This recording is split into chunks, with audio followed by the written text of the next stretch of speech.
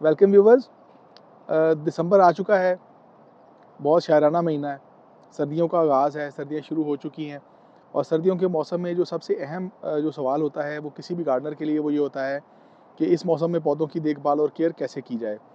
थोड़ा मेरा भी गला ख़राब है आज, तबीयत थोड़ी ठीक नहीं है, लेकिन मैं आपको इसकी थोड़ी सी डिटेल्स बताना चाहता हूँ कि सर्दियों में पौधों को खाद कैसे दी जाए, कौन सी खाद दी जाए और खाद देना क्यों ज़रूरी होता है। ये बहुत अहम सवाल है जो तकरीबन हर गार्डनर जो है उसको इसकी ज़रूरत भी है और वो इसके बारे में जानना चाहता है। तो सबसे पहले ये देखें, ये मेरे पास कुछ प्राइमुला के प्लांट्स हैं। ये थोड़ा अगर आप क्लोज़ करके दिखाएँ, ये देखें इन्होंने कितने खूबसूरत फूल निकाले हैं। अभी कुछ दिन पहले हमने इनकी वीडियो शेयर की थी। तो बहुत ही प्यारे, बहुत ही मल्टी कलर्स के ये फूल अभी इनके ऊपर निकलना शुरू हुए हैं और अभी बंचेज़ ऑफ बंचेज़ फूल इनको निकलेंगे। ये वो पॉटिंग मीडियम यूज़ किया था हमने, इसके साथ हमने इसको अच्छे न्यूट्रिएंट्स दिए थे। ये जो 2 प्लांट्स हैं इनको न्यूट्रिएंट्स इतने अच्छे नहीं मिले, इनकी जो सॉइल है वो इतनी अच्छी नहीं है, जिसकी वजह से आप देखें कि इनकी हेल्थ भी अच्छी नहीं है और ये इनके ऊपर कोई अच्छी फ्लावरिंग भी उस तरह से नहीं हुई है। ये मेरे पास जो है ये मैरीगोल्ड के प्लांट्स हैं, ये 2 डिफरेंट कलर हैं। ये देखें, ये पीला कलर है और ये इसका ऑरेंज कलर है। ये एक एस्पैरेगस पड़ा है, ये एक मेरे पास जो है वो स्पाइडर प्लांट पड़ा है। खाद देने से पहले ना सबसे पहले जो जो क्वेश्चन है वो ये समझना ज़रूरी है कि खाद किसके लिए होती है। आप मुझे ये बताइए कि क्या खाद जो है वो प्लांट के लिए होती है या खाद जो है वो सॉइल के लिए होती है। तो इसका बड़ा सिंपल और सादा सा आंसर ये है कि जो खाद होती है, कोई भी खाद है, वो कंपोस्ट है, वो जो इनऑर्गेनिक फर्टिलाइज़र्स है, केमिकल्स होते हैं जिसमें ये, जैसे ये मेरे पास यूरिया पड़ी है, नाइट्रोजन है, ये वाली। तो ये सारी जो खादें होती हैं ना, ये होती हैं बेसिकली सॉइल के लिए, मिट्टी को बेहतर बनाने के लिए। जो पौधा है इसकी जो रिक्वायरमेंट्स हैं, 4 इसकी बेसिक रिक्वायरमेंट्स होती हैं, जिसमें सबसे पहली मिट्टी है, दूसरी हवा है, सनलाइट है, सूरज की रोशनी, और उसके साथ-साथ जो है वो इसको टेम्परेचर जो है वो इसकी रिक्वायरमेंट होती है, दर्जा हरारत। और दूसरी सबसे अहम चीज़ जो होती है वो इसके लिए वो पानी है। तो इनको मिला के पौधे अपनी खुराक बनाते हैं। फोटोसिंथेसिस का अमल होता है जिससे क्लोरोफिल बनता है, जो कि पौधों में ग्रीन एलिमेंट और इनकी वेजिटेटिव ग्रोथ जो होती है उसको बढ़ाने में मददगार होता है। तो उसके लिए आपकी जो सॉइल है वो सबसे अच्छी होनी चाहिए। तो जितनी भी खादें आप ऐड करते हैं वो आपकी सॉइल को बेहतर करने के लिए होती हैं।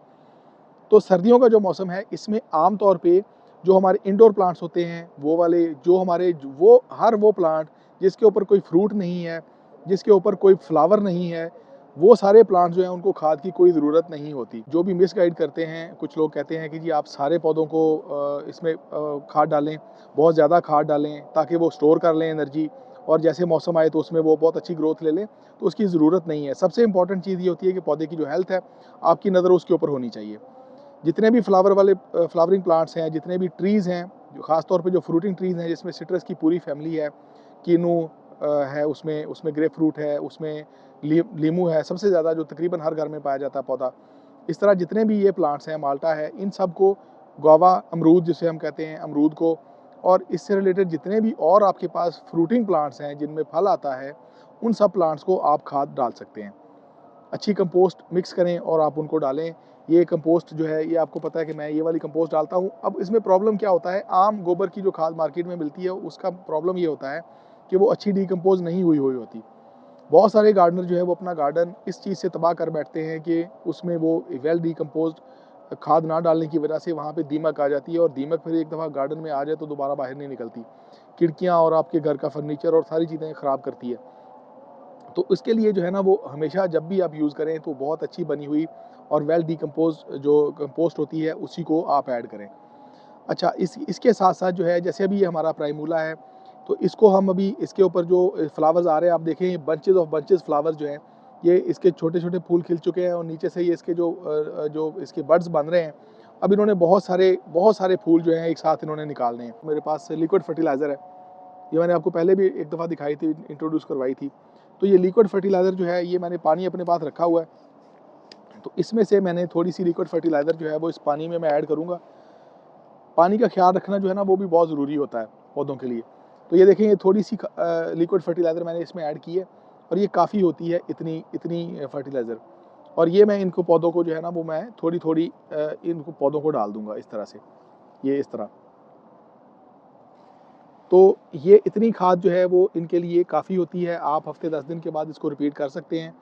ये जो पौधे हैं इनकी सॉइल भी अच्छी नहीं है, लेकिन इन्हें अब हम थोड़ी-थोड़ी इनको भी हम पानी के साथ जो है ना ये कंपोस्ट हम इनको दे देते हैं साथ।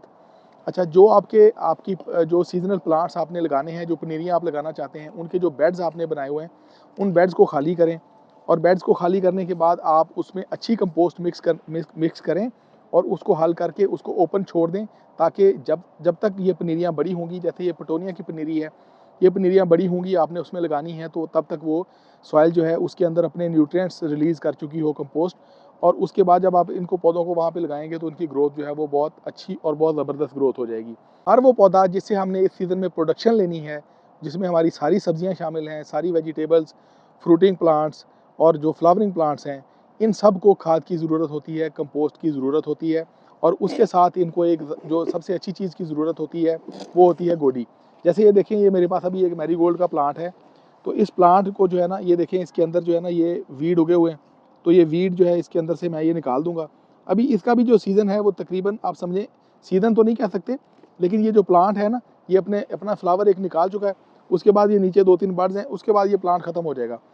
तो अभी या तो थोड़ा सा, जब ये छोटा था तो हम इसे एक बड़ा पॉट देते, अब बड़ा पॉट नहीं है तो हमने इसी के अंदर ज़ाहिर है इसको थोड़ी सी खुराक डालनी है। तो ये मेरे पास कंपोस्ट जो है, ये कंपोस्ट मैं इसमें शामिल करूँगा, थोड़ी सी इतनी कंपोस्ट जो है इस प्लांटर के लिए काफ़ी है। तो इसके साथ जो है वो इसमें इस तरह से इसको मिक्स करके, तो हमने इसकी जो है ना ये एक लाइट गोडी करनी है इस तरह।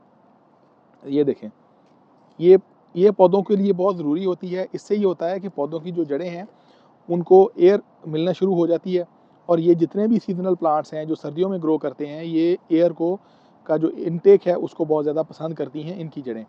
अब ये जो कंपोस्ट है नीचे अपने स्लो न्यूट्रिएंट्स जो हैं उनको रिलीज़ करना शुरू कर देगी, और ये इसकी जो ग्रोथ है वो बेहतर हो जाएगी, इसका फ्लावर जो है वो पहले से बड़ा निकलेगा, और इसकी जो हेल्थ है वो ओवरऑल अच्छी हो जाएगी।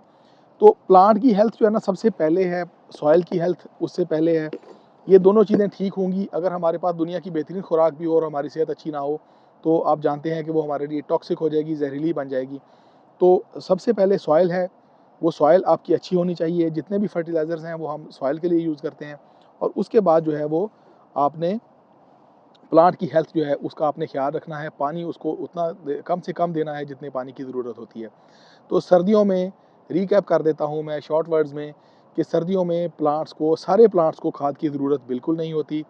सिर्फ वो प्लांट्स जिनसे हमें प्रोडक्शन चाहिए, जिनसे हमें जो हमारी वेजिटेबल्स हैं सर्दियों की, ख़ास तौर पे वो वेजिटेबल्स, जो हमारे फ्लावरिंग प्लांट्स हैं वो, और जो हमारे फ्रूटिंग ट्रीज़ हैं, इन सब को खाद की ज़रूरत होती है। तो वो जो खाद है वो आप कोई भी अच्छी कंपोस्ट जो है वो आप उनके अंदर यूज़ करें।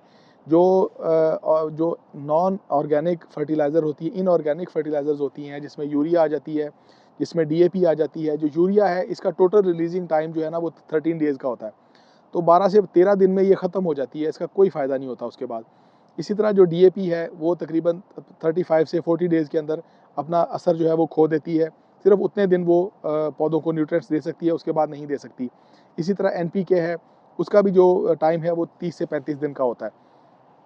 तो इनको सिर्फ उस वक्त यूज़ करें जब हमारे पौधों में आगे सीज़न आएगा, बाहर का मौसम आएगा, इनकी वेजिटेटिव ग्रोथ शुरू हो जाएगी, जिसमें ये नए नए पत्ते निकालते हैं, नई नई कोंपलें निकालना शुरू करते हैं, तो तब उनको आप इनऑर्गेनिक फर्टिलाइज़र जो है वो इमीडिएट न्यूट्रिशन के तौर पे दे सकते हैं। अदरवाइज़ आप इनको कंपोस्ट डालें, और ख़ास तौर पे जो खाने वाली सब्जियां हैं, जो पत्ते वाली सब्जियां हैं, उन सब में आप जो है वो ऑर्गेनिक कंपोस्ट ही हमेशा यूज़ करें। तो थैंक यू व्यूवर्स, अपना ख्याल रखिएगा। कोई इसके अलावा कोई आपके क्वेश्चंस हों कंपोस्ट को लेके, सॉइल को लेके, तो आप हमसे ज़रूर पूछिएगा। हम आपको उसका जो भी आपकी क्वेरी होगी हम उसके ऊपर आंसर करने की कोशिश करेंगे। हमारे चैनल को लाइक कर लीजिए, सब्सक्राइब कर लीजिए। थोड़ी सी आवाज़ मेरी आज ऐसी है कि इसके ऊपर आपने बर्दाश्त किया, आप सबका बहुत शुक्रिया।